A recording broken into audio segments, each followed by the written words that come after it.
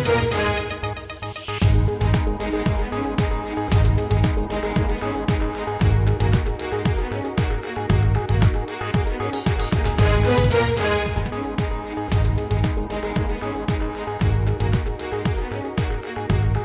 আজকের বাংলাদেশে। আপনাদের সঙ্গে আছে আমি খালেদ মুহিউদ্দিন। ব্যাটে বলে সমানদক্ষ খেলোয়াড়েরা ক্রিকেটে অলরাউন্ডার হিসেবে পরিচিতি পান।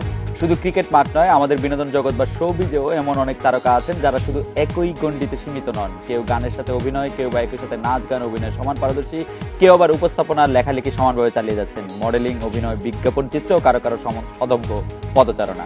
এমনি তিনজন আজ আমাদের অতিথি। তাদের সাথে আমাদের আজকের আলোচনা অলরাউন্ডার।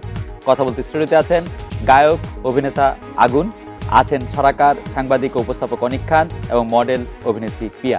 স্বাগত আপনাদের। আগুন ভাই, একাডেমিক ইন্টারেস্টে আমার একটা প্রশ্ন জানতে ইচ্ছে করছে। যারা আপনার চেয়ে বয়সে ছোট অথবা আপনাকে শ্রদ্ধা করে কোনো কথা বলতে চান, তারা আপনাকে আসলে কি ডাকেন? আগুন দাদা, আগুন ভাই? আমার সাথে কেন জানি ভাই দাদা করেটাই আগুনের সাথে আগুন ভাই, কেন জানি আগুন ভাই, পানি আপা কেন জানি ঠিক মতো যাচ্ছে না। আসলে তোমার যেভাবে বলতে ইচ্ছা করে সেভাবে বলো। না, আমার খুবই অস্বস্তি লাগতেছে যে আপনি মানে আপনি আমার খুবই প্রিয় একজন মানুষ। তবু আগুন ভাই বলি আর কি, যে আমরা আজকের শোতে অনেক বিষয়ই কথা বলতে চাইবো। প্রথমেই আমাদের সবার গত কয়েক 6 মাস বা 1 বছর বা 2 বছর ধরে যেটা সবার খুব প্রিয় বিষয়, সেটা নিয়ে একটু কথা বলতে চাই। বর্তমান রাজনৈতিক পরিস্থিতি নিয়ে আপনার মতামতটা একটু জানতে চাই। আমি রাজনীতির মানুষ না, কিন্তু আমি বলবো যে কিছু কিছু মুষ্টিমেয় মানুষের জন্য যদি বড় একটা ম্যাস জনগণের ক্ষতি হয়, সেটা এক বাক্যে গ্রহণযোগ্য নয়।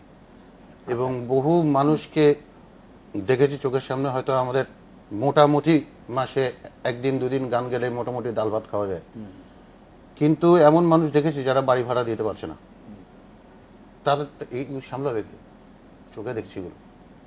অনেক খান, আপনার কাছেও যদি আমি একই প্রশ্ন করি, রাজনৈতিক পরিস্থিতি গত 6 মাস, 1 বছর, 2 বছর বা বর্তমানে আপনার মতামত যদি একটু বলেন। আমার অসাধারণ। আমার কাছে যেটা মনে হচ্ছিল যে বইমেলা ফেব্রুয়ারি বইমেলা চলে আসছে, আমার কাছে মনে হলো যে গত 6 মাসে খালি ডায়েরি লিখতাম, এই বছর সবচেয়ে শ্বাসরুদ্ধকর থ্রিলারটা হয়তো বা আমার হইতো, কারণ যা অবস্থা গেল। কিন্তু আমি ইন জেনারেল আশাবাদী।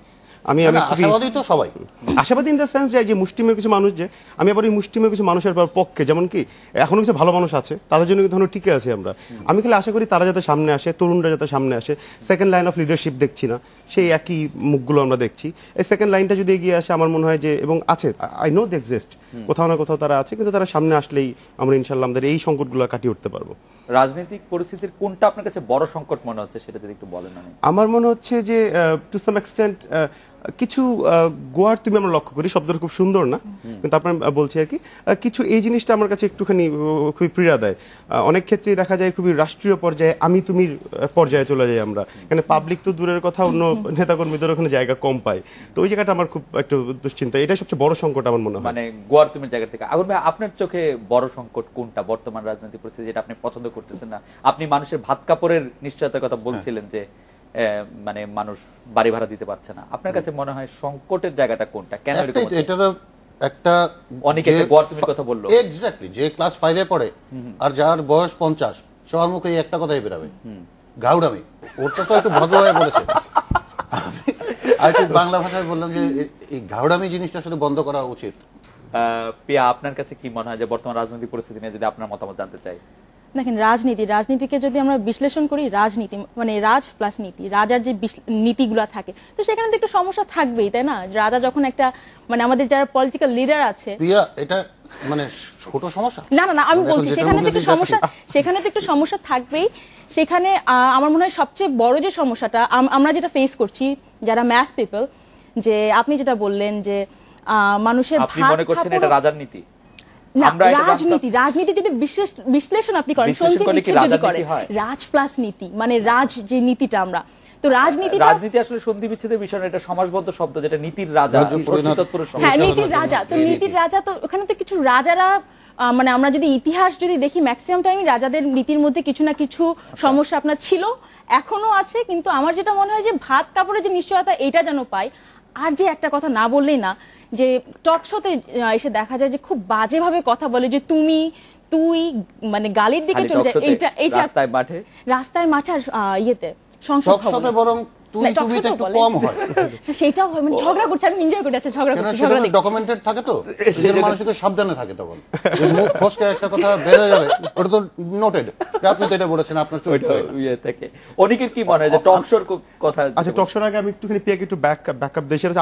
আমি আমাদের দেশে কিন্তু একটা রাজা খুব মিস করি, কারণ আমার যে ভুটানি বন্ধু আছে, নেপালি বন্ধু আছে, তার ওই আমি রাজা ব্যাপারটা খুব মিস করি। আমাদের সবই হচ্ছে ওইভাবেই, কিন্তু খালি রাজাটা নেই অফিসিয়ালি। এটা রাজা থাকলে আপনার জন্য কোনো সুবিধা হতো রাজকন্যা না, বা সুবিধা কোনো কিছু? আমি টেনশন মুক্ত হইতাম যে ভাই ভোট টোট নাই, যেহেতু এইসব ঝামেলা টামেলা নাই, আমি যে রাজার ছেলে রাজাই হবে, তার ছেলেও রাজা হবে।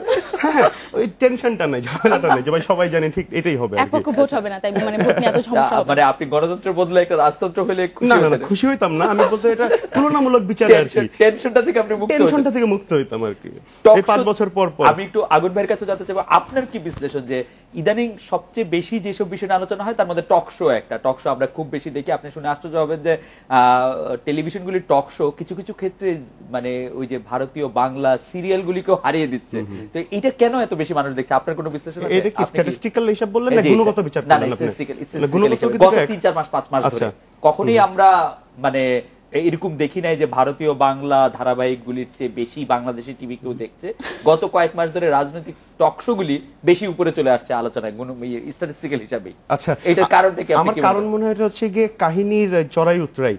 কারণ হচ্ছে কি আপনার হিন্দি সিরিয়াল বলেন আর বাংলা সিরিয়াল বলেন, নাটক সিনেমা একই, এই ভালোবাসি, বড়লোক বাপ, গরিব বাপ, হ্যাঁ শ্বশুর একটা ইয়ার। কিন্তু আপনি রাজনীতি দেখেন, এক এরশাদ সাহেবই কত চড়াই উতরাই, প্রতিদিন নতুন নতুন কাহিনী। আমরা সবাই নতুনত্ব ভালোবাসি, এই জন্য বোধহয় টক শোটা বেশি দেখেছি। এবং কিছুটা আনপ্রেডিক্টেবল। খুবই আনপ্রেডিক্টেবল, খুবই আনপ্রেডিক্টেবল। আগুন ভাই, আপনার কাছে কি মনে হয় যে টক শোটার? আমি একটু অন্যভাবে বলি, সারাদিন কাজকর্ম শেষে একটা মানুষ কিন্তু এন্টারটেনমেন্ট চায়। এখন আমরা talk show থেকে কিন্তু সবচেয়ে বড় মানে এন্টারটেইনমেন্ট। ইয়ে পাই, মানে হাস্যরস পাই, মানে হাসতে ভাল লাগে। টক শো দেখে এমন হয় না যে দেশ রসাতলে যাচ্ছে, আহারে দেশটার কি হলো, ওইটা কিন্তু হয় না। মানে 2-3 ভদ্রলোক বসে আছেন, তারা ব্যবহার করছেন অভদ্রের মতন, ওইটা দেখে আমরা আবার এন্টারটেইনড হই। আমার কাছে মনে হয় ব্যাপারটা, আমার কাছে এরকম, অন্য কার কাছে কেমন আমরা আমি বোধহয় জানি না। জাতি হিসেবে একটুখানি একটু স্ট্যাটিস্টিক আছি, তার কারণ কি আপনি রাস্তায় দেখবেন খুব সুন্দর চাঁদ, 20 জন লোক দ্বারা চাঁদ দেখতেছেন, একটা গ্যাঞ্জাম লাগছে, 20 জন লোক যায় গ্যাঞ্জামটা দেখতেছে, ভিড়। এইটার জন্য বোধহয় টক শো হয়তো বা এই কারণে আগুন ভাই যেটা বললেন, এই কারণে হয়তো আমরা এই রাগারাগি ঝগড়া এটা দেখতে ঝগড়া পাচ্ছি। দেখতে না কিন্তু না, মজাই লাগে। রাগারাগি ঝগড়া না রে, মানে সেটা যদি গঠনমূলক হতো, প্রত্যেকদিন একই কথা শুনছি তো ঘুরে ফিরে, কিন্তু এটার থেকে বের হওয়ার উপায়ও সবাই জানে, সবাই জানে যে এটা থেকে বের হওয়ার উপায় কি, কিন্তু কেউ বেরোচ্ছে না। পিয়া টক শো দেখেন? পিয়ার কাছে জি, কি আমি মনে হয়? দেখি। আপনি কি পছন্দ করেন টক শোর যেগুলি? টক শো তর্ক বিতর্ক যখন চলে যায়, তর্ক বিতর্কের এক পর্যায়ে দেখি কি তারা মানে কেউ আপনার যে হোস্টিং করছে প্রোগ্রামটা, সে খুব থামানোর চেষ্টা করছে, কেউ থামছে না। লাস্টে এক পর্যায়ে দেখি কি হোস্ট বলছে যে আমরা এখন এই মুহূর্তে দর্শক আমাদের একটা বিরতি নিতেই হচ্ছে, আমরা বিরতি না নিয়ে পারছি না, সে তখন বিরতিতে চলে যায়। এটা হচ্ছে তখন আপনি সবচেয়ে interesting part। তখন আপনি বিরতিটা দেখেন? না না, আমি বলছি যে উনি তর্ক ঝগড়ার এক পর্যায়ে যে বিরতিতে চলে যায়, কিন্তু তারপরও দেখা যায় যে বিরতি যখন নিচ্ছে দুইজন ঝগড়া করেই যাচ্ছে, টিভিতে দেখাচ্ছে না, তাদের কোনো সমস্যা নাই। বা যে টক শোতে অনেকের এসেছে। কাছে কি মনে হয় যে এই যে আমাদের আপনি জাতিগত অসহিষ্ণুতা বা ইয়ের কথা বলছিলেন, সেটা যারা টেলিভিশনে আছেন তাদের মধ্যেও কি আপনি প্রকট ভাবে দেখেন যে অসহিষ্ণুতা, নাকি আগুন ভাই অবশ্য বলছিলেন যে টক শোতে কিছুটা মেপে ঝুঁকে কথাবার্তা বলেন মানুষ? আপনার কাছে কি মনে হয়? না, টু সাম এক্সটেন্ট কিন্তু বলে। আমরা আসলে আমরা কখনো কোনো জনসভায় যাই না। আমরা যদি জনসভায় যাইতাম তাহলে আমরা দেখতে পাইতাম যে আসলে কি ভাষায় তারা জনসভাতে যে ল্যাঙ্গুয়েজে তারা ভাষণ দেন, ওইটা কিন্তু আসলে অনেক আনসেন্সার্ড, কিন্তু মানে সেলফ সেন্সরশিপ তুলনামূলক টক শোতে আমরা বেশি দেখি। অনেক যাদেরকে আমরা যে ভদ্রলোক বললেন, তারা কিন্তু জনসভায় এতটা ভদ্র না, যতটা ভদ্র। তো টক শোতে তারা যথেষ্ট ভদ্র। টক শোতে। আগুন ভাই, একটা অন্য প্রসঙ্গে আসি যে আপনাকে অনেক দিন ধরে গায়ক আগুন বলা হয়েছে, আবার অনেক দিন ধরে নায়ক আগুনও বলা হচ্ছে বা অভিনেতা আগুন বলা হচ্ছে। বিষয়টা আপনার কাছে কেমন লাগে? খুবই ক্লিশে প্রশ্ন, কিন্তু না করে পারলাম না। গায়ক থেকে নায়ক কেমন লাগে? না, গায়ক থেকে নায়ক না, গায়ক এবং নায়ক এবং অভিনেতা, নায়ক না। আচ্ছা, জিনিসটা হচ্ছে কি, আমি শিল্পের বহুবার একই কথা বলেছি, একই উত্তর। আমি শিল্পের যে কোনো মাধ্যমকেই স্বচ্ছভাবে দেখতে চাই, সেটা গান গাওয়া হোক, উপস্থাপনা হোক, লেখালেখি হোক, আজে হোক, মডেল হোক, অভিনেত্রী হোক, উপস্থাপক হোক, লাইনটা কিন্তু একটাই, যে আমি যদি কোনো কিছু সৎভাবে স্বচ্ছভাবে উপস্থাপন করতে পারি, ফ্যান্টাস্টিক, সবই এক। উপস্থাপনাকেও আপনি একটু শিল্পকর্ম বলবেন? নিঃসন্দেহে। অবশ্যই। এবং আপনি আমার একজন খুবই প্রিয় শিল্পী উপস্থাপনা। যে আমারও যাক, মানে খুশি হলাম সেটা। অনেকের কাছে কি মনে হয় যে মানে এই যে মাল্টিপল পরিচয়, সেই পরিচয়টা কি কোনো কনফ্লিক্ট তৈরি করে না সুবিধা করে, মানে নাকি মানে একটা বলে যে আপনি অনেক কিছুই পারেন কিন্তু কোনো কিছুতে আপনি শ্রেষ্ঠ না, সেটাও আপনাকে একটু না, অনেক পরিচয় আমি কিন্তু আসলে একটু বিব্রত, এবং আজকে এই প্রোগ্রামে আসতে পারাটা আমার জন্য শোকের, কারণ আমি সারা জীবন শুধুমাত্র ছড়াকার হতে চেয়েছি। I've always wanted to be a ছড়াকারের বাইরের কিছু না। আমি দীর্ঘ 9-10 বছর শুধু ছড়াই লিখেছি, অন্য পত্রিকায় যেগুলো ফিচার লিখেছি টাকার জন্য বা অনুবাদ যেগুলো করেছি ফিচার, সবগুলো বেনাম মানে ছদ্মনামে করেছি। কিন্তু তারপরে ওই যে টেলিভিশন রেডিও আসার পরে আমার টু সাম এক্সটেন্ট এটা কিন্তু একটা আইডেন্টিটি ক্রাইসিসও তৈরি হয়। মানে ধরেন আমার প্রায় 13-14টা বই আছে বাজারে, একটা সমগ্র আছে। কয়েকদিন আগে ফেসবুকে একটা স্ট্যাটাস দিয়েছি একটা ছড়া লিখে, একজন এসে বলেছে যে ভাই আপনি তো ভালো লেখেন, আপনার বই করা উচিত। আমি মানসিকভাবে বিপর্যস্ত হয়ে গেছি। হ্যাঁ, তো এটা to some extent identity crisis করে দেয়। আর আমার কাছে যেটা মনে হয়, আমার নিজের কাছে একটু হতাশ লাগে মাঝে মধ্যে, যে আমি যে এফোর্টটা রেডিওতে দিয়েছি বা টেলিভিশনে দিয়েছি, ওটা যদি ছড়ার পেছনে দিতাম হয়তো বা আমি নিজে অনেক দূর এগিয়ে যেতে পারতাম, বাংলা ছড়া সাহিত্যকে হয়তো কিছু অবদান রাখতে পারতাম। এটা একটা হতাশার জায়গা। কেন দেন নাই, কেন টেলিভিশন রেডিওতে বেশি এফোর্ট দিলেন? এটা ওই সবগুলো ঘটনার পাকচক্র হয়ে গেছে আসলে। আমি একটু সাপ্লিমেন্ট করব এটার সাথে। জি প্লিজ। ব্যাপারটা হচ্ছে এখন অনেক মানুষ পাওয়া যায় যারা ধরো কোনো জায়গায় 33 পাওয়ার আগেই আরেক জায়গায় জাম্প করে। আচ্ছা আচ্ছা, ওকে, ও যে ফেল করবে, পাস তো করতে হবে আগে, তারপর তার জায়গায় জাম্প করবে। এখন কেউ কেউ আছে যারা 60% পেয়ে পাস করে ফার্স্ট ডিভিশন পেয়ে আরেক জায়গায় জাম্প করেছে। এখন এমন বহু রাইটার তো আমাদের কাছে আসে, অনেকেরও জানা আছে ভাই 5000 গান লিখেছি। হাই হাই, কি 5000 গান লিখেছি? রবীন্দ্রনাথ তো লেখে নাই, রবীন্দ্রনাথ লেখে না, হয়তো কিছু নজরুলও লেখেনি 5000 গান। আমি কি রে 5000 গান? তো ভাই কয়েকটা গান দেখাও তো, গানের নমুনা দেখি। আচ্ছা, হঠাৎ করে এসে ভাই হিরো হবো।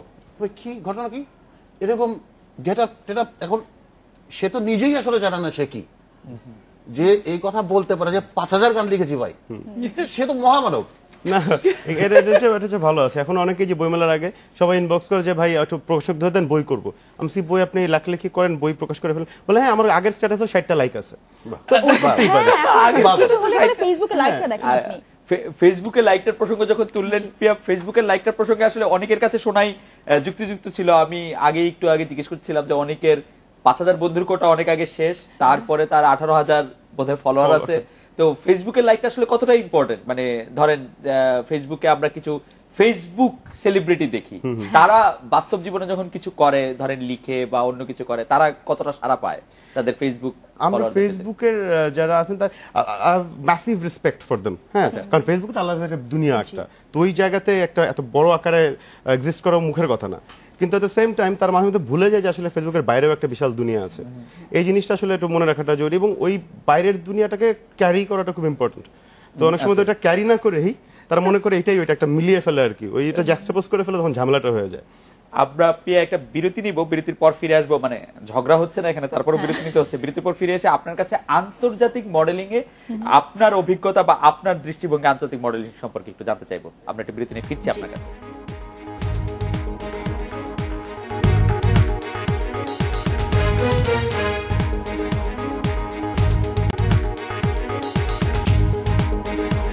ফিরলাম আজকের বাংলাদেশে। পিয়া, আন্তর্জাতিক মডেলিং নিয়ে আপনার ধারণা, আপনার বিশ্লেষণ, আপনার দৃষ্টিভঙ্গি শুনবো। আমি যতটুকু ডিফারেন্স দেখেছি কাজ করার ক্ষেত্রে বাইরে এবং বাংলাদেশে, আমার যেটা মনে হচ্ছে প্রফেশনালিজম অনেক কম আমাদের দেশে, বা আমাদের দেশে সেই অঙ্গনটা বা সেই জায়গাটা এখনো তৈরি হয়নি মডেলিং এর জায়গা থেকে। যেমন একটা মডেলিং করবে একটা মেয়ে একটা প্রোডাক্ট, সেটা অবশ্যই একটা ক্লায়েন্ট কিন্তু একটা মেয়ের সাথে একটা মডেলের সাথে ডিরেক্টলি কিন্তু কথা বলবে না। সেখানে প্রোডাক্ট ভ্যালুটা কি, কার সাথে একটা এজেন্সি থাকবে, সে পুরো নির্ধারণ করে দেবে এটা কেন আমরা প্রোডাক্টটা বাজারে লঞ্চ করছি। তখন কিন্তু মডেলের উপর যাবে না, জিনিসটা হচ্ছে কি মডেলটা কিভাবে প্রোডাক্টটা বাজারে সেল, কিভাবে প্রোডাক্টটাকে দেখালে বাজারের সেল ভ্যালুটা বাড়বে। তো এই ব্যাপারগুলো না এখানে দেখা যায় কি যে না একটা মডেলের চেহারা দিয়ে একটা দেখা গেল একটা চায়ের কাপ বা কিছু একটা ধরিয়ে দিল, কিন্তু চায়ের কাপটা মানে এখানে যে কিভাবে জিনিসটা ভালোভাবে আসবে বা কিভাবে দেখালে মানুষ বুঝবে যে এটা কি, একটা মডেলের ফেস দিলেই তো হলো না জিনিসটা, এই একটা ব্যাপার। আর সেকেন্ড ব্যাপার আমি যেটা দেখেছি যে সাপোজ আমি র্যাম্পের কথা বলি, র্যাম্পের জায়গাটা কি, যে আমি র্যাম্পে একটা ড্রেস ক্যারি করছি, তখন মডেলরা কিন্তু একটা হ্যাঙ্গার হিসাবে ইউজ করা হয় একটা মডেলকে। হ্যাঁ, তো সেই জায়গাটা থেকে তখন কিন্তু আমি চিন্তা করছি না যে এখানে আমি শাড়ি পরছি নাকি আমার কি এখানে কি পরা লাগছে, তখন কিন্তু আমি দেখছি যে আমার ডিজাইনার কি চাচ্ছে, আমি কি তখন কি পরতে হবে। তো সেখান থেকে দেখা যায় কি যদি কোনো একটা আমি ড্রেস পরছি, তখন সেটাকে নিয়ে মানুষ খুব উচ্চবাচ্য, যেমন আমি আপনাকে বলি যে আমি একটা কম্পিটিশনে গিয়েছিলাম, top model of the world, এটা ইজিপ্টে হয়েছিল। এখানে আপনার অর্গানাইজার ছিল হচ্ছে জার্মানি থেকে। তো সেখানে আপনি মনে জানেন যে আমি খুব ওপেনলি বলছি জিনিসটা, যে একটা বিউটি কন্টেস্টে, মিস ওয়ার্ল্ড বলেন, মিস ইউনিভার্স বলেন, একটা বিকিনি কিন্তু একটা রাউন্ড থাকে কিন্তু যে কোনো বিউটি কন্টেস্টে। তো আমার একটা ছবি ছিল, সেখানে আমার পাশে রোমানিয়ান, এই পাশে ইউএসএ, এই পাশে নেদারল্যান্ড, সবাই দাঁড়িয়ে আছে একটা বিকিনি পরা। এইটা নিয়ে মাঝখানে খুব উচ্চবাচ্য হয়ে গেল যে কেন বাংলাদেশের একটা মেয়ে এরকম একটা ড্রেসে থাকবে। তা আমি তাদেরকে বলেছি, দেখেন আমি আমার কালচারটাকে জানি, আমি আমার ধর্মটাকে জানি, কিন্তু এরকম না যে আমি একটা বিকিনি পরে কোনো একটা ভাবে পোজ দিয়ে বসে আছি। আমি কিন্তু আমার দেশকে রিপ্রেজেন্ট করেছি। ওখানে যে আমি একটা শাড়ি পরে একটা টিপ পরেও যে গিয়েছিলাম, আমার বাংলাদেশ পরা যে একটা স্যাশ ছিল, সেটা কিন্তু আপনারা কেউ দেখেননি। তো আমাদের দেশে যে বলবো নেগেটিভ পারপাস, নেগেটিভ মাইন্ডেড, তারা নেগেটিভলি কথা বলতেই খুব পছন্দ করে। বাট পাশের দেশে আছে বলিউড খুব এগিয়ে গিয়েছে, কিন্তু বাংলাদেশের কিছু হবে না। দীপিকা যখন একটা বিকিনি পরে ঘুরে বেড়াবে, বা একটা আপনার বাত্তামিজ দিল দেখবেন, বা আমরা একটা গানে যদি একটা শর্ট একটা স্কার্টও পরি, তখন আপনাদের খুব খারাপ লাগছে। এই ব্যাপারটা, এই মন মানসিকতা, ন্যারো মাইন্ডের ব্যাপারটা একটু চেঞ্জ করা দরকার। আমি জানি না আপনার জনপ্রিয়তা বাড়লো না কমলো, আমি আগুন ভাই আপনার কাছে আসতে চাই। আমি আসলে আন্তর্জাতিকতার মানদণ্ডে আমি যদি আপনার কাছে জানতে চাই যে বাংলাদেশের সঙ্গীত এবং চলচ্চিত্র কোন জায়গায় দাঁড়িয়ে, সেটা যদি আপনি একটু বিচার করেন। চলচ্চিত্রের কথাটা ওভাবে বলতে পারবো না, কিন্তু সঙ্গীতের জায়গাটা ভেরি মাচ রিচ। মানে আপনি যদি আন্তর্জাতিক মানদণ্ডে বিচার করেন, একটু ব্যাখ্যা করবেন যে কেন? অবশ্যই ব্যাখ্যা করবো। ব্যাখ্যার কারণটা হচ্ছে যে আমরা যেই লেভেলের গান করি সেটা কাদের জন্য করছি। এখন হাওয়ার গানের কথা আমি বলছি না, তুমি একটা গুড সং, সেই তুমি কেন এত অচেনা হলে, ওকে, কিংবা কিয়ামত থেকে কিয়ামতে আমার যে গানগুলো, ওই সময়ও 92-তে যেই লোক ছিল আমাদের শ্রোতা, তারা কিন্তু একদম অশিক্ষার জিরো লেভেলে প্রায় নেমে যায়নি। এখন তো আমরা ডিপেন্ডেন্ট তো শ্রোতাদের উপরে। এখন শ্রোতা যদি লাইফ একটা গোল্ড সিগারেট এই গান নেয়, তা আমার গানটা না নেওয়াই স্বাভাবিক। কিন্তু এই লেভেলটা যদি আমরা ইভেন ইন্ডিয়াও যদি পেতাম, একটা গান একটা মানুষকে বাঁচিয়ে রাখার জন্য তো অনেক। সেই ক্ষেত্রে বলবো যে ওই মানদণ্ডে যদি যাই, যে হলিউডের গান কি হচ্ছে, বলিউড কি হচ্ছে, বাংলাদেশ কি হচ্ছে, সুপার অবস্থায় আছে বাংলাদেশ। সিনেমার ক্ষেত্রে আপনি সিনেমাটা অতখানি বলতে পারবো না, আপনি কিন্তু না বলতে পারবো না, কারণ হচ্ছে ওই লেভেলে এখনো যাইনি আমরা। আচ্ছা, সেটা কি সিনেমাটোগ্রাফির জন্য, কাহিনীর জন্য, অভিনয়ের জন্য, না পরিকল্পনার জন্য, নাকি সব মিলিয়ে? সব মিলিয়ে।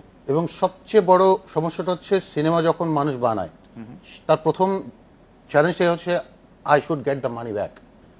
এখন সে বানাতে হবে, তাহলে কার জন্য? তোমার আমার জন্য তো বানিয়ে লাভ নাই, আমরা তো হলে যাব না, যাবে তো গার্মেন্টস। তাদের রুচির বোধটা বুঝে তো আমার জিনিসটা ডেলিভারি দিতে হবে। তো সেক্ষেত্রে জিনিসটা মানসম্মত কতখানি হবে। এখানে আমার একটা কথা আছে আগুন ভাই, কেন আমরা শুধু গার্মেন্টস শ্রমিক বা আমরা কেন মিডল ক্লাস বা হাই ক্লাসের জন্য বানাচ্ছি না? কেন আমরা বানাচ্ছি না? তাদের টেস্টটা কেন আমরা আনার চেষ্টা করছি না? কারণ জি, আমি জবটা অফকোর্স যে প্লিজ নেন, প্লিজ। কারণ হচ্ছে যে আমাদের যে মিডল ক্লাস লেভেলটা, এদের সংখ্যা কিন্তু খুবই কম। এবং আমি যদি তাদের জন্য ওয়ার্ল্ড ক্লাসের ছবি বানাই, সেক্ষেত্রে আমার হয়তো যেই খরচটা হবে, এবং একটা মানুষের সে টিকিট কাটতে হবে তাহলে 5,000 টাকার টিকিট পার পারসন। আমি একটু অনেকের সাহায্য, অনেক মিডল ক্লাসের ছবি, লোয়ার ক্লাসের ছবি, আপার ক্লাসের ছবি, সেরকম কোনো কিছু কি আপনি এভাবে বিশ্লেষণ করেন? কোনো কিছু আমরা কিন্তু দেখেছি তুমুল টাইটানিকের সম্পর্কে আমার ধারণা, টাইটানিক ছবিটা সম্পর্কে আমার ধারণা, এটা একটা ভালো বড় বাজেটে নির্মিত বেদের মেয়ে জ্যোৎস্না বা ওরকমই একটি ছবি, এটা তো অনেক লোক দেখেছে। মানে আপনার কাছে কি মনে হয় যে আসলে মিডল ক্লাসের জন্য আমি এই জায়গাটা আমার প্রচুর নির্মাতা বন্ধু আছে, তো আমি এই জিনিসটা আমি খুবই কনফিউজড, এবং আমি জানি আপনাদের আমাকে ক্লিয়ার করতে পারবেন একটু, যে কি বলে নিম্নবিত্তের কি রুচি খারাপ, এইটা নিয়ে আমার একটু কনফিউশন আছে যে তাদের রুচি খারাপ কিনা। আমরা অনেক সময় ধরে নিই নিম্নবিত্ত মাইন্ডলেস এন্টারটেইনমেন্টের দিকে যায়। এক্স্যাক্টলি, এটা যেমন কিয়ামত থেকে কিয়ামত আমি নিজে হলে যে দেখেছি, ছোট ছিলাম দেখেছি, কিন্তু ওই ছবি কি আমার রিকশালা দেখেনি, গার্মেন্টস শ্রমিক দেখেনি, মধ্যবিত্ত দেখেনি, উচ্চবিত্ত কি দেখেনি হলে যে দেখেছে? তাহলে এই জিনিসটাই একটু আগে ওকে বললাম, এটা যদি হতে পারে, এই জায়গাটাই বললাম, কিন্তু তাহলে 100 কিয়ামত থেকে কিয়ামত কেন হতে পারবে না? তার মানে আমার মনে হয় এখানে মোটা থেকে আমরা ডিফারেন্সিয়েট করতে পারি। This is the আমি thing. আমি একটা জিনিস ছোট্ট করে অ্যাড করে, আমি কিন্তু আমার কথার আগে এই জিনিসটা বলেছিলাম, 92 সালেও কিন্তু শিক্ষার হার, রুচির হার এই লেভেলে যায়নি। আপনি বলছেন যে রুচির হার খুব নামছে, হ্যাঁ। কিন্তু রুচির হার নামার ক্ষেত্রে আমি তো দেখছি যে আমাদের যারা পরিচিত তারা অন্য দেশের অনেক ভালো ছবি, কোরিয়ার ছবি, দক্ষিণ কোরিয়ার ছবি, ও মাই গড, দক্ষিণ কোরিয়ার ছবি সাবটাইটেল পরে কষ্ট করে মানে দেখতেছে প্রচুর ছবি। বাংলাদেশে এরকম ভালো ছবি হলে মানুষ দেখবে না? এটা কি আসলে এই যে আমরা ধরে নেই, বুঝছেন, আমরা উই টেক ইট ইনটু, মানে একদম ধরে নিলাম, উই জাম্প ইনটু কনক্লুশনস। এরকম আমরা ঠিক না। যেমন ফর এক্সাম্পল উচ্চবিত্ত যদি বলি, ফেসবুক ইউজ করে যে ক্রিম, আমার একটা খুব ভালো ছড়া আমি বুঝলাম যেটা খুব ভালো হয়েছে, মানবী পছন্দ করে না। একটা খুবই সস্তা প্রেমের ছড়া লিখি, সবাই কিন্তু ধুমায়া লাইক দিচ্ছে, হ্যাঁ, কিন্তু ওই রুচির জায়গায় সব জায়গায় আমার মনে হয় ক্লাস আছে, যে শ্রেণীহীন সমাজ নাই আসলে। কিন্তু ভালো কবিতা দিচ্ছে না, এই ফালতু কবিতায় ধুমায় লাগ দিচ্ছে কেন? আমি এটাই বললাম, আমি এটাই বললাম যে আজকে যারা ক্রিম বলছে আমরা যাদেরকে, তাদের ভিতরে কিন্তু এরকম ভালো খারাপ রুচির একটা ডিফারেন্স আছে। সেইটাই বোধহয় আগুন ভাই বলছেন যে সেটা শুধু বৃত্তের ক্ষেত্রেই উচ্চবিত্ত নিম্নবিত্ত না, রুচির ক্ষেত্রেই উচ্চবিত্ত নিম্নবিত্ত। এক্স্যাক্টলি। তো আমার কথা হচ্ছে কি এইটা, যে একটা কি আমার থেকে আমার যদি হতে পারে, তাহলে আর 10টা কেন হতে পারবে না? বা অনেক অনেক মুভি আছে, কিন্তু অনেক। আমি যদি আপনাকে প্রশ্নটা ঘুরিয়ে করি, গত 10-12 বছর 15 বছর পরে ধরে যদি আমি বলি যে আপনার পছন্দের একটা বাংলাদেশি বাংলা ছবির কথা বলেন, তাহলে আপনি আসলে কোনটার কথা বলবেন? অনেকগুলো আছে। ফারুক ভাইরা যেসব করতেছে অসাধারণ সব মুভি, মাতৃময় এন্টারটেইনমেন্ট, এগুলা ছাড়া কমার্শিয়াল মুভি যদি যাই, যেমন আমি নিজে হলে যে ধরেন সত্য ব্যক্তিময় পর্যন্ত দেখেছি, যদি আলাদা করতে হয় অন্য একটা ছবির থেকে, তাহলে সেটা আমি বলবো না। আপনি বলেন মাতৃময় কমার্শিয়াল ছবি আপনার কাছে ভালো লাগছে, তাহলে আমি ঠিক আছি। হ্যাঁ, আমার ভালো লেগেছে। আমি মাতৃময় কি আপনি কমার্শিয়াল ছবি বলবেন? তাহলে কমার্শিয়ালের যদি মানে আমি কমার্শিয়াল, এটাও একটা খুব ডিফিকাল্ট ব্যাপার, খুবই ডিফিকাল্ট ব্যাপার। কাকে কমার্শিয়াল বলছি, কাকে ভালো বলছি, কাকে খারাপ বলছি, কাকে কোনটা কুরুচি, ওই যে যেটা বললো আর কি, যে অন্যরা বিক্রি বললে দোষ নাই, আমি বললে দোষ না। না, সেইটার ক্ষেত্রে আমি জানতে চাচ্ছি যদি মাটির ময়না, এটা আমি আগুন ভাইরে দিয়ে শুরু করে আবার অনেক হয়ে আমি পিয়ার কাছে পর্যন্ত জানতে চাইবো যে মাটির ময়না একটা ভালো ছবি, তো সেই মাটির ময়নাটা আমাদের দর্শকরা দেখলো না কেন আসলে? যদি সেই অর্থে সেটা ব্যবসা সফল না কেন, আমি সেটা বলতে চাইছি। দেখলো না বলতে আবার একই উত্তর ঘুরে ফিরে রুচি, মানে আচ্ছা আমি একটা জিনিস বলি, একটা বিউটিফুল লাইন লিখলাম, সেটা তো এমন হতে পারে যে আমি তোমাকে ঠোঁটে একটা চুমু দিব, কিন্তু এটা কি মানুষ কাঁদবে বলবে, নাকি সে বলবে তোমার অধরে এঁকে দেবো একটি নীল চুমু? হ্যাঁ, এখন তোমার অধরে এঁকে দেবো একটি নীল চুমু, আমি গিয়ে বলেছি একজন পিয়নকে। আমি আজকে আসলে একটু বিপদে পড়ছি, আমাদের অনুষ্ঠান অনেক ছোট মানুষরাও দেখে, এটা একটা প্রবলেম। কেউ যদি দেখতে থাকেন ভাই ঘুমাইতে চলে যান বাচ্চারা। না, সেক্ষেত্রে এটা যদি আমি একটা পিয়নকে গিয়ে বলি যে ভাই দেখো তো লাইনটা কেমন লিখেছে, তো সে কি বলবে? না ভাই তোমার ঠোঁটে একটা চুমু দিব, ওটা বেটার। আচ্ছা, তা আমি সেই ক্ষেত্রে কিন্তু ঘুরে ফিরে আবার বলছি একই জিনিস। অনেকের কাছে কি মনে হয় যে অনেক মানে আমাদের ভালো ছবিগুলি ব্যবসা সফল হতে পারতেছে না কেন? আপনি বললেন যে ভালো ছবি অনেকগুলি হয়েছে, আপনি মাটির ময়নার কথা বললেন, মোস্তফা সরোয়ার ফারুকের একাধিক ছবির কথা আপনি বলতে পারেন ইচ্ছা করলে, আরো অনেক ছবির কথা বলতে পারেন, সেগুলি ব্যবসা সফল হয় নাই বা হইছে কিনা সেটা যদি একটু বলেন। কারণ আমি জানি না, যেমন আমার আপনি জানতে পারলেন যে রিসেন্ট কোন কমার্শিয়াল কোন মুভি আমার ভালো লেগেছে, নিঃস্বার্থ ভালোবাসা। হ্যাঁ, আমার কাছে ভালো লেগেছে। একটু আগে একটু আড্ডাতেই বলছিল যে আমরা এর চেয়ে কত আলতু ফালতু ছবি দেখছি, তো এটা আমার কাছে নিজের জিনিস ভাই, বাঙালি আমাদের নিজের বাড়ির জিনিস প্রশংসা করতে আমাদের খুব গায়ে লাগে, এটা কিন্তু সত্যি কথা। যে আমরা নিজের জিনিসকে সবসময় একটু মনে করি আরে না এটা তো আমেরিকার মতন হয় নাই বা ইন্ডিয়ার মতন হয় নাই, এই জায়গাটাতেই কিন্তু আমাদের একটা বিশাল একটা সমস্যা আছে। কি মনে হয় যে ভালো ছবি খারাপ ছবি ব্যবসা সফল ছবি? ফিল্ম যেখানে একটা ফিল্ম আমরা যখন দেখতে যাই হলে আমার এন্টারটেইনমেন্ট লাগবে। আমি যখন দেখতে যাই, আমি এখন দুঃখ কাচ্ছি বা কান্নাকাটিও দেখবো, আমার এন্টারটেইনমেন্ট আমার লাগবে। আমি টাকা খরচ করে যে দেখবো, আমার পয়সাটা উসুল হতে হবে।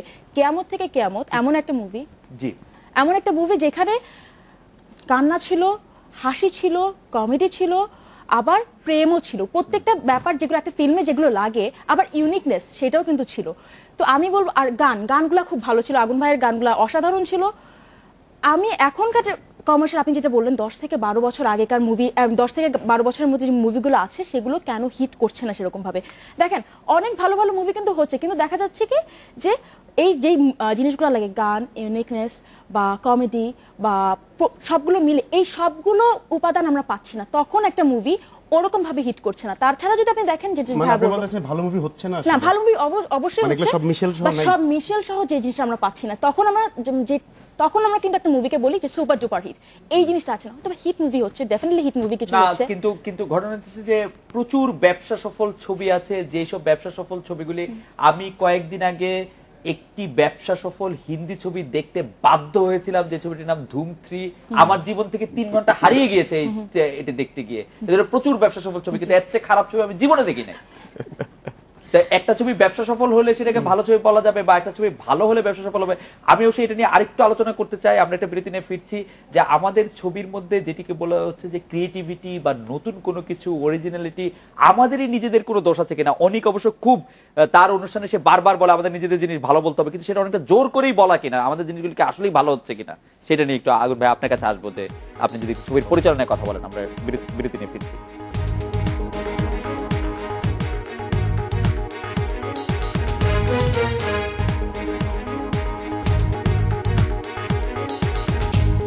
ফিরলাম আজকে বাংলাদেশে। আগুন ভাই, চলচ্চিত্রের সার্বিক মান নিয়ে একটা কথা হচ্ছিল, আমি পরিচালনা নিয়ে আপনাকে জানতে চাইছিলাম। একজন দর্শক উনি মনির, উনি বলছেন যে মাটির ময়না টেলিভিশন এই ধরনের ফিল্মগুলি আমি সহ অনেকেই দেখেছে, ভালো লেগেছে, বাট প্রবলেম হলো এগুলি আমরা কেউ হলে গিয়ে দেখি না, কারণ হলগুলির মান ভালো না। সেটা আবার আরেকটা ডাইমেনশন। আমি আপনাকে ছবির পরিচালনা নিয়ে একটু জানতে চাইছিলাম। আমি পরিচালক না, কিন্তু যেহেতু এই ঘরানার থেকে আমি জন্ম হয়েছি, সেজন্য বলছি যে পরিচালকের কিন্তু অভাব নাই, কিন্তু তারা এই যে যেরকম ফারুকিরা যে কাজটা করছে খুব অ্যাপ্রিশিয়েট করে, কিন্তু আমি ওদেরকে করো, কিন্তু ওদের ব্যাকআপটা কোথায়?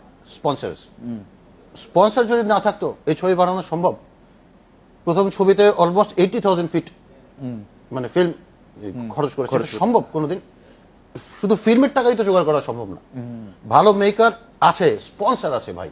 সারা পৃথিবীতে আমরা কি দেখি যে ইয়ে হচ্ছে কি, মানে চোর ঢুকছে খুন করবে, তখন হিরো বসে বসে এখানে গ্রামীণ ফোনের 3G-তে চোর দেখছে, হয়ে গেল গ্রামীণ ফোনের অ্যাড, গ্রামীণ ফোন পের স্পন্সর, বানালো বিউটিফুল ছবি, অশ্লীলতা গেল কমে।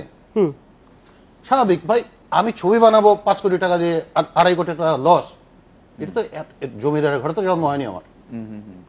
অনেকের কাছে কি মনে হয় সার্বিকভাবে চলচ্চিত্রগুলি, যেটা বলা হয়েছিল যে সবকিছু মিলিয়ে, এই ক্ষেত্রে আপনি পরিচালনা, ক্রিয়েটিভিটি এই জায়গাগুলির কোনো অভাব দেখেন?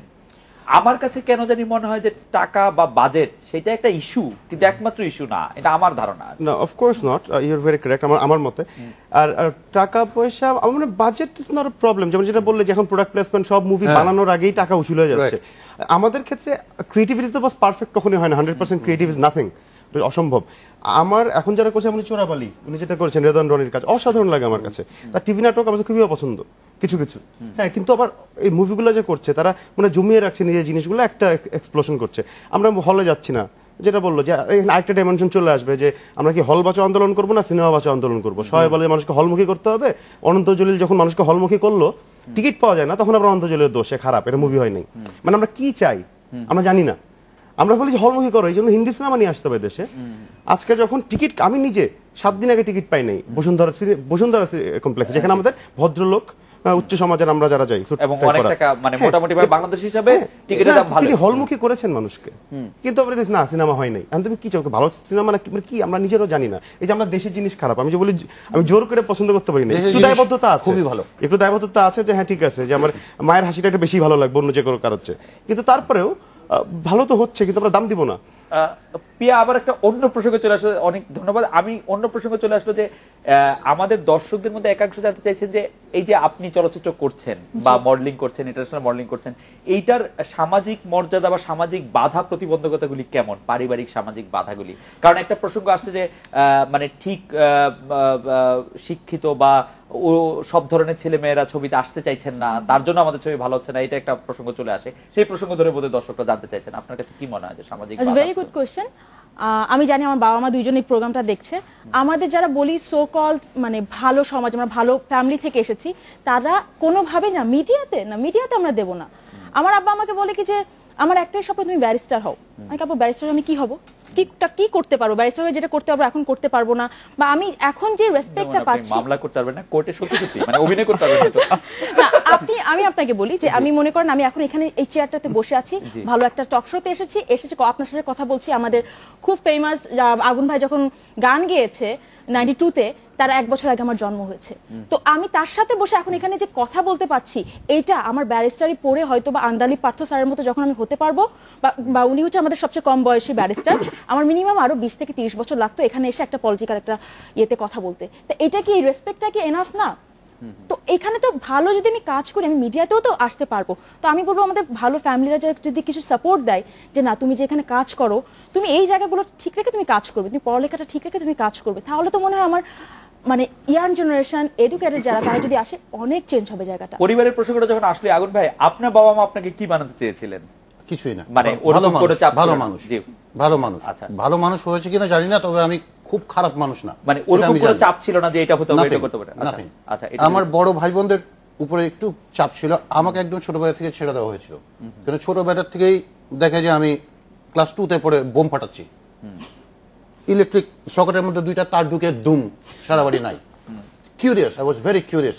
আব্বা বলছে লেট ইট বি, সবারই যে পড়াশোনা করতে হবে এমন তো কথা নাই, সবারই ফিল্ম মেকার হইতে হবে এমন তো কথা নাই, সবারই রিক্সা চালাতে হবে এমন তো কথা নাই। তাই নিজের ছোটবেলায় নিজেকে ভাবতে হবে যে আমি আমার সন্তানকে আরেকটু বড় করি, তারপরে ওর দিকে ফোকাস করে যে ওর মধ্যে কি কি আছে। তুই বাবা যদি দেখি অসৎ দিকে যাচ্ছে তখন মানা করবো, যদি দেখি গোয়িং গুড। কিন্তু আগুন ভাই মনে এখানে করেন- আমি একটু বলি, জি। যেহেতু শিল্প নিয়ে হচ্ছে, আমি কিন্তু আমার সন্তানকে এইভাবে বড় করব না যে আমি আমার ওয়াইফ আমার 2 বাচ্চা মিলে টেলিভিশনে দেখছি একসাথে চল্লি কা পিছে কেয়া হয়, কিন্তু আমার 4 বছরের বাচ্চা যখন গাচ্ছে চল্লি কা পিছে কেয়া হয় তখন বলছি আস্তাগফিরুল্লাহ, সর্বনাশ হয়ে গেছে, কিন্তু দেখেছি কিন্তু 4 জন মিলে একসাথে। তো এরকম বাপ মা না হওয়াটা মনে হয় better। অনেকের পারিবারিক চাওয়া পাওয়া কি ছিল আপনার উপরে? আপনাকে অনেক কিছু করতে হয়েছে, অনেক পড়ালেখা করেছেন আপনি দেশে করি নাই বিদেশে, মানে দেখা যায় ইংরেজি মাধ্যম বাংলা মাধ্যম সব ভালো স্কুলে আপনি মোটামুটি পড়েছেন। তো আপনার উপরে চাপটা কেমন ছিল? এভাবে বলার জন্য ধন্যবাদ। অনেকেই বলে, অনেকেই ভাই বলে যে প্রায় অনেক ভালো স্কুল থেকে তোমাকে বের করে দেয়। এভাবে বলার জন্য ধন্যবাদ। ব্যাপারটা এরকম না, আমার আম্মা সবসময় চাইছে যে আমি খুব ভালো একটা ছাত্র হই, ভালো কিছু করি, কম্পিউটার ইঞ্জিনিয়ারিং এরকম। আমার বাবা সবসময় চেয়েছে যে ভাই তুমি, আমার কমার্শিয়াল কুক হওয়ার খুব ইচ্ছা ছিল, শেফ।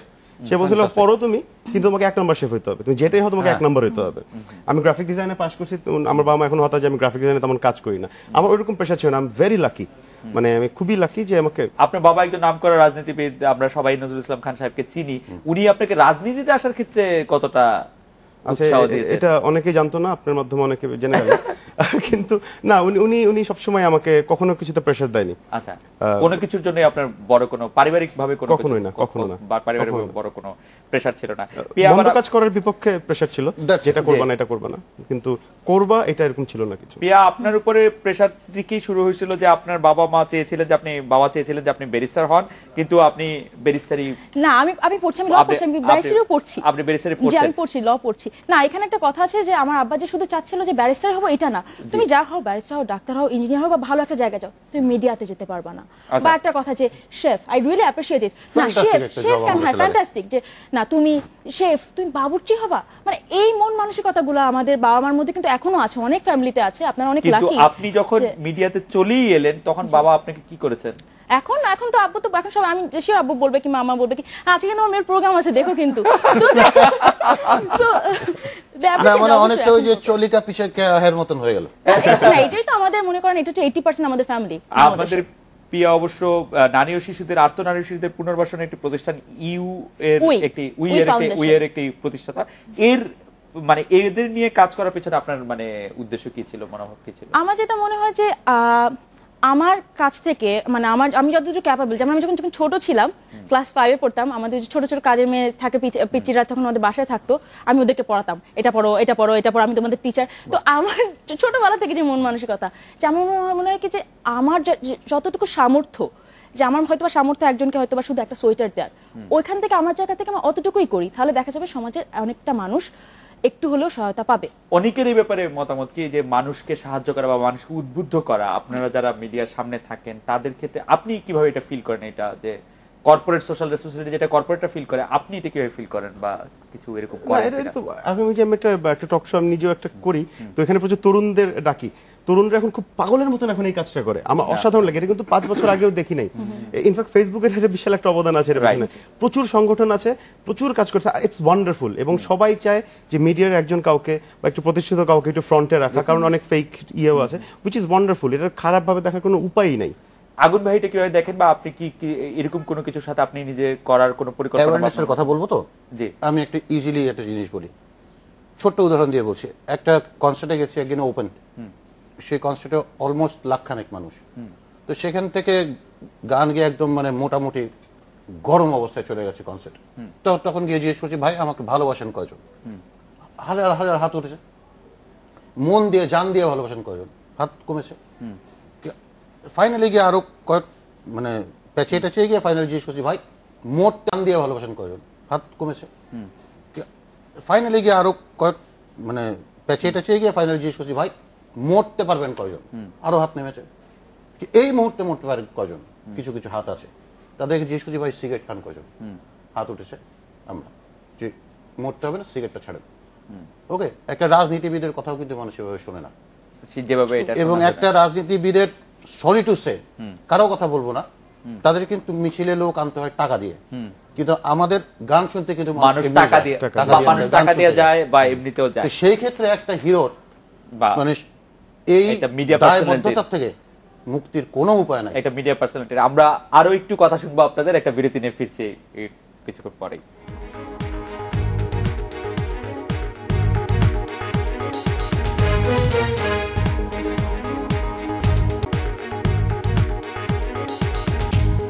আজকের বাংলাদেশে ফিরলাম। আগুন ভাই, বিরতির মধ্যে আমরা যে আলোচনা করছিলাম এবং তাতে বুঝতে পারছিলাম যে আমাদের সবারই খুব আবেগের একটি জায়গা হচ্ছে আমাদের দেশটা। আপনার কাছে বাংলাদেশের মানে অন্তর্গত সৌন্দর্য বা শক্তির জায়গাটা কোনটা মনে হয়, বা আশার কথাটা কোনটা মনে হয়? আপনি খুব বাংলাদেশ নিয়ে খুব আবেগপ্রবণ, অনেক আগে অনেক লেখায়, অনেক গানে, অনেক কথায় আমি শুনেছি। আপনার কাছে কোনটা মনে হয়? আমি বলি, আমার দেশের মাটি ৫৫,০০০ বর্গ মাইলের মাটি, সে তো জেনুইনলি ইমোশনাল হয়ে যায় দেশের কথা বললে। এমনই মানে শস্য শ্যামল একটা দেশ, একদম তরমুজের বিচি ভালো, ৩ দিন পর দেখবো গাছ হয়ে গেছে। তখন সেই জায়গাটার মধ্যে তরমুজের বিচি, ফলের গাছ না লেগে তামাকের গাছ যারা লাগায় তাদের বিরুদ্ধে যথাযথ ব্যবস্থা নেওয়া উচিত। এবং এই ব্যবস্থা যতদিন না নেওয়া হবে ততদিন কিন্তু এই তামাক লাগতেই থাকবে। একদিন টোটাল দেশ যদি তামাক এর দেশ হিসেবে স্বীকৃত হয়ে যায় তখন কিন্তু সর্বনাশ। এটা আশা না নিরাশা এটা আমি বলবো না, কিন্তু সুপ্রিম লেভেল থেকে একটা ধাক্কা দেওয়া উচিত। একটু ঘুরিয়ে বলি, পাইরেসির ব্যাপারটা যেখান থেকে গেছে না, আজকে আমাদের গান বাজনা, মুভি, আজকে রিলিজ, কালকে সিডি, কিছু কিছু অন্যায় প্রতিহত করবার জন্য কিছু কিছু অন্যায় কিন্তু বাঞ্ছনীয়। সেটা ক্রাইম, একটা লোককে ডিরেক্টলি ধরে 14 বছর জেল দিয়ে দিতে হবে, নাহলে বাকি মানুষ কিন্তু ভয় পাবে না। সেটা ইললিগাল হলেও তাকে অন্যায়ভাবে হলেও প্রতিহত করতে হবে for the bigger goodness of our country. আপনি সবচেয়ে অন্তর্গত সৌন্দর্য এবং আশার জায়গাটা দেখেন যে দেশে মাটি উর্বরা, মানুষজন আবেগপ্রবণ এবং ভালোবাসার দিক দিয়ে আপনি ভালোটা দেখেন। কিছু মানুষের জন্য মাইন্ডসেট করে বিরাট মানুষের মস্তিষ্ক মানে আলাদা বাজেভাবে ধৌত করা হচ্ছে। আমি একটু পিয়ার কাছে আসি, যে পিয়া, আপনার কাছে বাংলাদেশের এই অন্তর্গত সৌন্দর্যের বা শক্তির জায়গাটা কোনটা মনে হয়? আমি আমাদের বাংলাদেশটা হয়েছে কবে থেকে? 71 থেকে। তো 71-এর যে যারা মানে বাংলাদেশের বিপক্ষে ছিল, যেটা পাকিস্তান হয়ে যাবে, তাদের আগে আমার মনে হয় তাদের আগে সাজাটা হোক। আমি চাই পুরো সাজাটা হোক, বিকজ যারা আমরা যে দেশে আছি, কথা বলছি বাংলা ভাষায়, যারা চাইনি এই দেশে মানে এই দেশ হোক, তারা যেন নর্মাল মৃত্যু না পায়। আমার কথা হচ্ছে এটা, তারা যদি নর্মাল মৃত্যু না পায় তারা যেন যাক, তারপরে আমার দেশে সবই ভালো, ইনশাআল্লাহ আরো ভালো হবে। বাট আমি চাই হচ্ছে যারা অপরাধী তাদের আগে শাস্তি হোক। অনেক, আমি আসলে প্রশ্নটা গুছিয়ে করতে পারলাম কিনা জানি না, আপনার কাছে কি মনে হয় যে বাংলাদেশের অন্তর্গত সৌন্দর্য বা শক্তির জায়গাটা কোনটা? আমার কাছে মনে হয় মানুষ, অ্যানাটমিক্যালি মানুষ। আমাদের মানে মানুষের আমাদের হেড কাউন্ট কিন্তু অনেক বেশি। আমি মাঝে মধ্যে যে মিডিয়াতে কাজ করে বলে প্রচুর মানুষের সাথে মিশতে হয়, মাঝে মধ্যে খুব হতাশ হয়ে পড়ি, খুবই ফ্রাস্ট্রেটেড হয়ে যাই। কিন্তু আবার একটা জায়গায় এসে আমি খুব আশাবাদী হয়ে যাই, এটা হচ্ছে মানুষের মাথার হিসাব। যে ভাই বঙ্গবন্ধু কয়জন ছিল? একজন। জিয়াউর রহমান একজনই ছিল। আমাদের 17 কোটি মানুষের দেশ, এর মধ্যে আর কিছু না হোক অন্তত আরেকজন ফখরুদ্দিন বাবুর্চি তো আসবে, যে অসাধারণ একটা কাচ্চি বিরিয়ানি বানিয়ে আমাদের খাওয়াবে। আমি এই একটা জায়গায় এসে আমি না কখনোই মানে চূড়ান্ত ফ্রাস্ট্রেট হতে পারি না। আমরা হেড কাউন্ট, আপনি রাস্তায় যে দেখেন মানে মানুষ সাহায্য করার জন্য দৌড়ে আসতেছে। খারাপ মানুষ সবখানে থাকে ভাই, কোন দেশে নাই? আজকে আমেরিকাতে একটা ব্ল্যাক আউট হলে তো হয়ে যায়। বাংলাদেশের মানুষ আপনি দুনিয়ার অন্য কোনো দেশের যেভাবে দেশে যাওয়া যায় মনে হয় না এরকম অসাধারণ মানুষ আছে। আমাদের এই শুধু তারুণ্য না, বুড়া মানুষগুলো ভালো। হ্যাঁ, আমার তো অসাধারণ লাগে। আমি মানুষকে নিয়ে আমি আশাবাদী যে যে দেশেই মানুষ আছে, এই অ্যানাটমি আছে, সেই দেশের কিছু হবে না, মানে ভালো খারাপ কিছু হবে না। ভালো খারাপ কিছু হবে না, আমি খারাপ কিছু হবে না, ভালোই হবে, শুধু মানে বাধ্য, উপায় নেই। ভালোটা হতেই হবে। হতেই আজকের এই আলোচনায় আসলে আমরা অনেকগুলো বিষয় আলোচনায় উঠে আসলো। আমি অনেক বড় ফ্যান আগুন ভাই, thank you, খালেদ ভাই। আমি অনেক খান আপনার অনেক বড় ফ্যান। পিয়া, আমি আসলে আপনার বেশি কাজ দেখি নাই, তারপর আপনার কথাটা শুনে অনেক ভালোই লাগলো। আজকের এই অনুষ্ঠানে অংশ নেওয়ার জন্য আপনাদের তিনজনকে অনেক ধন্যবাদ। এই ছিল আজকের বাংলাদেশে, দেখা হবে আগামীকাল এই সময়। শুভরাত্রি।